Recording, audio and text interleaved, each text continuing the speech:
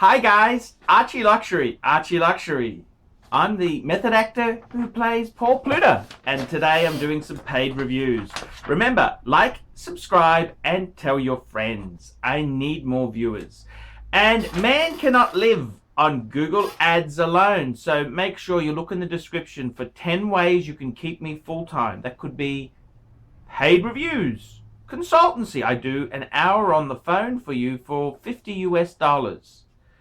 Today I'm doing a paid review for Christopher.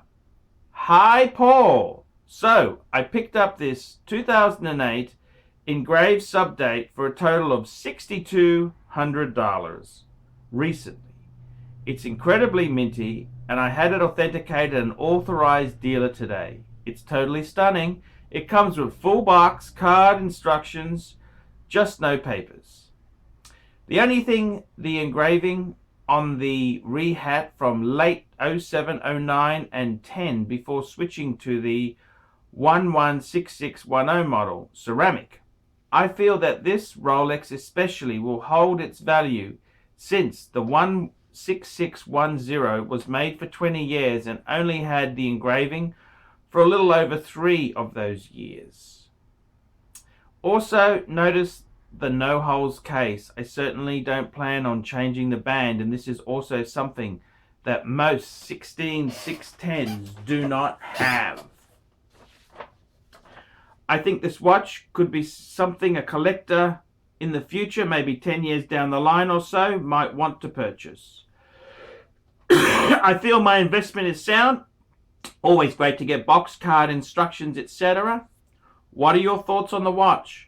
How do you feel about the engraved rehout no holes case? This makes this the second watch in my collection. Not bad for a 33-year-old guy.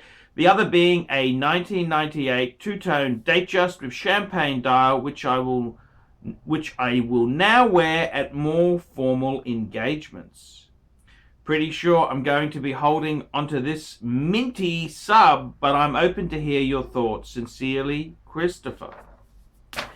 Thank you, Christopher, for showing me your latest purchase. And I gotta tell you, these 16610s, they are a favorite of mine. I think they are a great watch.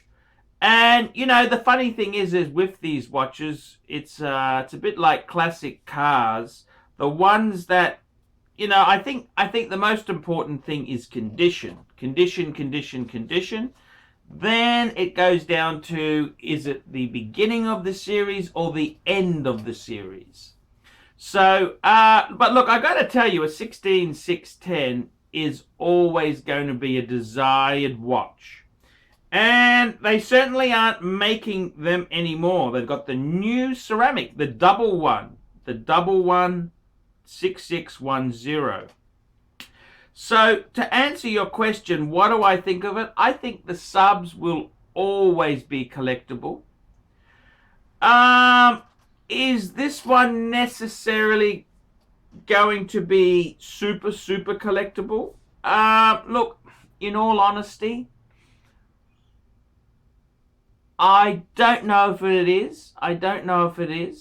I mean, there is actually a very good transitional model. You know, when the Submariner went from 16800, that was a plastic sub, to the 16800. There was a transition period, and they kind of, yeah, they're kind of collectible, but they haven't really bloomed as much as you would honestly expect. There's so many little variations. However, one of the last 16610s, it would have, you know, I think that's a great watch to have there. Look, I honestly would say to you, it's reasonably good buying. Yep. It's a shame it doesn't have papers. Papers is probably, with Rolex subs there, the box and other bits there, yeah, that's kind of cool to have, but it's really, the papers probably add $200 to the value of the watch. They're not super important to have all that stuff because there are a lot of Rolex boxes on the secondary market. So it's good to have it. But I mean, I agree. Yeah. I like the boxes myself. I like to have the box for the watch. Doesn't matter if it's an IWC, if it's a subby. You know, it's always nice to have the correct period box and stuff that came with it. So yeah, I think I think look, the Submariner, any Submariner is going to be fairly collectible. Your money is safe. Your money is very safe there. Do I think they'll be super valuable? It's hard to say. I think the reality is when it becomes super valuable, it'll be like 50 years down the track when you're possibly, you know, you're visiting an undertaker for a permanent appointment. So I don't know whether us collectors our age, I mean, I'm 45, you're 33, so 50 years time you'll be 83. Even if it is worth a fortune, can you really enjoy the money at 83? So, yeah, I think that's kind of, I think in the long term, 50 years time, they'll be, yes, they will be collectible. However, a lot more sapphire subs were made than plastic. So it's kind of, you know, I wouldn't get too I wouldn't get too caught up in that there.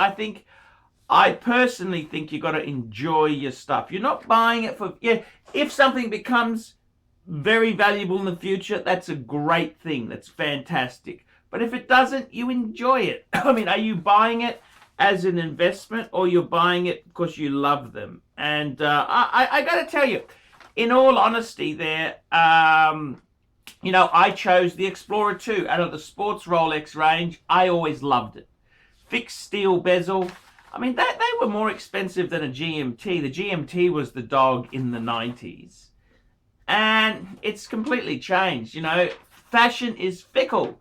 So now everyone is going Guga over a GMTs, the Pepsi, the Cokes, the pre-ceramic GMTs, and even the Batman, the ceramic GM. They're all crazy. And the Explorer is kind of the ugly duckling now.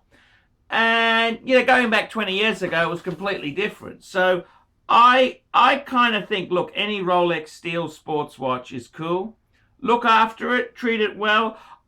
I think it may be a slight premium, no holes case with the engraving on it. Yeah, slight premium. I think it's more to do with the condition. I mean, technically speaking, if you want to make this watch a very collectible heirloom, don't wear the bastard. Put it in the safe, open it up in 50 years' time, and have it, wow, this is new old stock. You know, that's going to be the valuable one. Do you want to do that? Do you want to do that, or do you want to enjoy the watch? That is a very, very good question. So, 50 years' time when you're 83, does it really matter if it's valuable? I don't know. But I think it's a great watch. The subs, hey, your money is safe. I tell you what, that is much better buying.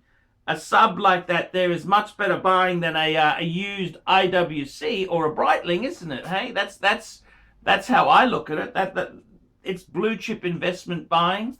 Not that there's anything wrong with the IWC, but you know, these subs I think will be stronger compared to these other pieces. I think you got a great two-piece collection. You got a 1998 two-tone Datejust. Man, that's cool. They're cool. They are cool. The two-tone Datejust with a sub. Man, that's a very nice two-piece collection there. You know what I'd be adding? You know what I would add, don't you? You know, make it a three-piece. Make it I tell you what, this is how I'd grow your collection. So you got the subby, beautiful. You got the two-tone Datejust, champagne, beautiful. I'd add an Explorer 2 or a GMT. I'd get pre-ceramic to keep it in line with your subby. 40mm white dial Explorer 2 would be so cool. And then Omega Speedmaster Man on the Moon. 4-piece collection. Absolutely perfect. Perfect collection for all occasions covered. All Rolex. Perfect 4-piece. I don't think you could really go wrong with that there. That's the way I would, that's what I'd do. I don't know what you think, guys. I don't know what you think. That's kind of my opinion there. I think that could be a real cool way to go. Very cool indeed. I reckon that's a great collection.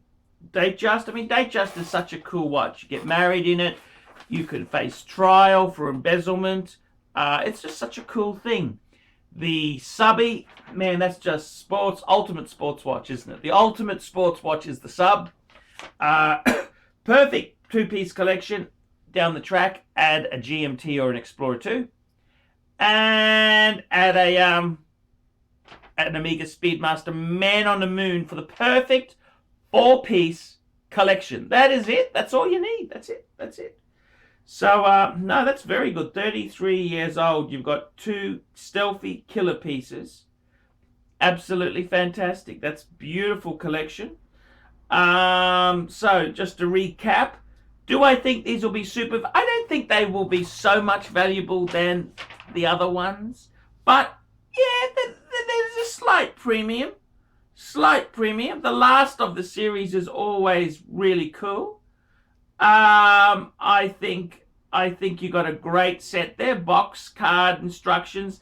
Yeah, shame about the papers. The papers would be, you know, that's kind of super, super cool.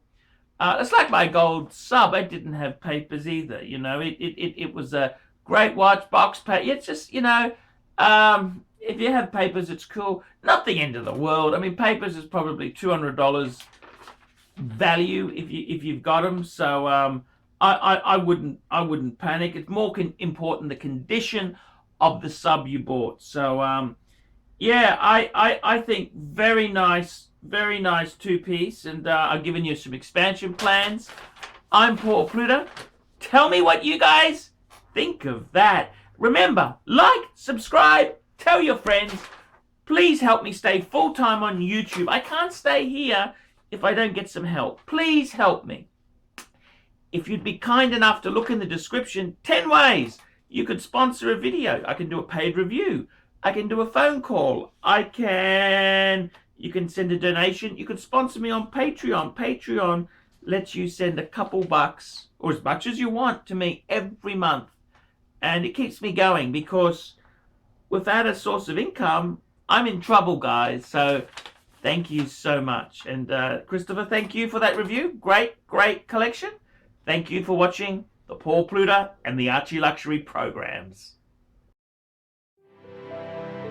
We specialize in the repair of Rolex and Patek Philippe watches. We've been doing the same thing for more than 25 years. We have Rolex technicians certified by Rolex who actually used to work for the company for many years, like if we're doing the work on the factory. We completely disassemble the watch and we put it to work like brand new condition. When you get the pre-owned watch, it's like if you're getting a brand new unit. The only difference is the money.